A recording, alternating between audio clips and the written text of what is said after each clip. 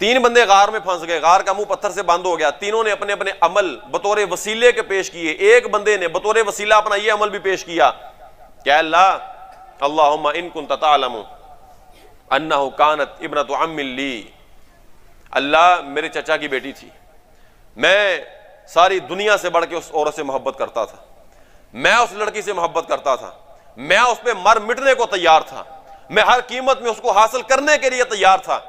میں نے اس کو کہا کہ میں تجھ سے یہ کام کرنا چاہتا ہوں، میں یہ کام کرنا چاہتا ہوں. اس نے انکار کیا، لیکن میں نے اس کو پھسلا لیا، میں نے بہکا لیا. اس نے کہا کہ 100 دینار دو گے تو ہم کر لیں گے کام.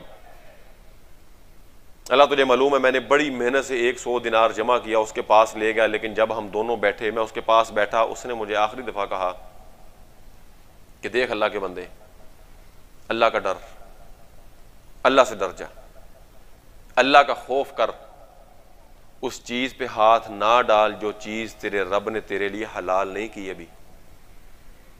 اللہ اس نے یہ بولے تھے، میں یہ جملے سن کے وہاں سے اٹھ کے آ گیا تھا. میں نے 100 دینار بھی واپس نہیں مانگا تھا، میں تیری خاطر اس لڑکی کو چھوڑ کے آ گیا تھا جسے میں پوری دنیا سے بڑھ کے محبت کرتا تھا. میں نے 100 دینار بھی کما لیا تھا.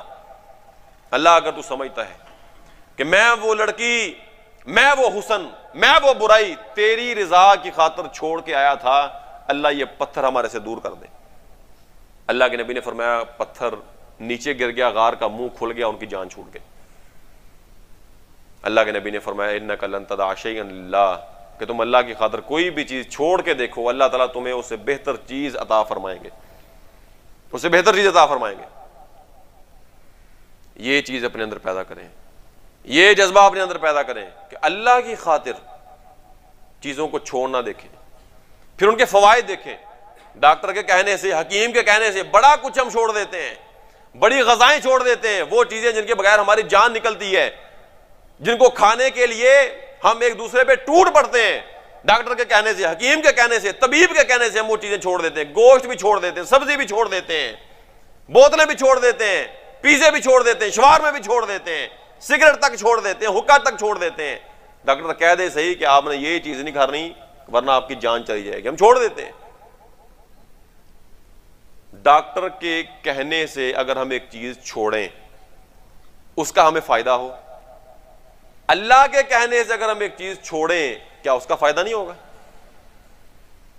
روزہ ایسی چیز کا نام ہے، روزہ ایسی چیز کا نام ہے کہ اللہ کے کہنے سے آپ نے طلوع فجر سے غروب آفتاب تک اللہ کی منع کردہ چیزوں کو چھوڑنا ہے. آپ نے، آپ کو ملے گا پھر شام کو کیا؟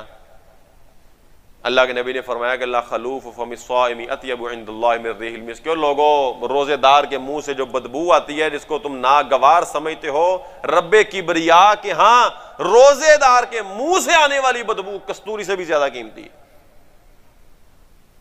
کیونکہ ہم نے اللہ کی خاطر کھانا چھوڑا ہے.